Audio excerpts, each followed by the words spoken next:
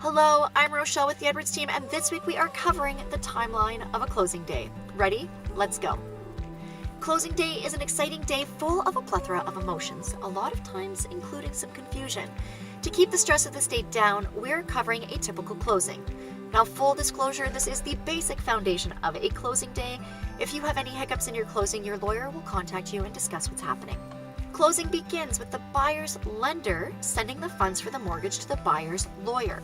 The buyer's lawyer then adds them to the closing funds brought in by the buyer earlier in the week. These funds are then couriered to the seller's lawyer, where they are deposited and used to settle the sale by paying off liens or any debts on the title and compensating the seller for any prepaid expenses, things like property taxes, utilities, real estate brokerage fees, etc. This ensures that the buyer owns the title free and clear, essentially owing $0 to anyone. The seller's lawyer will then courier closing documents and keys to the buyer's lawyer, who will register the new owners on title.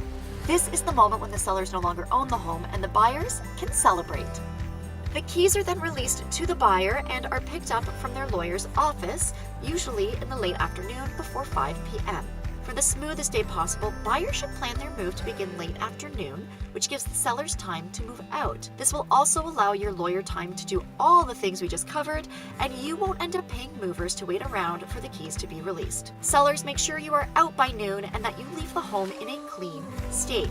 Not only should there have been a clause in the offer stipulating that you need to leave the home clean, there's nothing worse than trying to clean a home around movers. Well, that's it for a typical closing day. Of course, things will occasionally come up, which will put things off the standard course.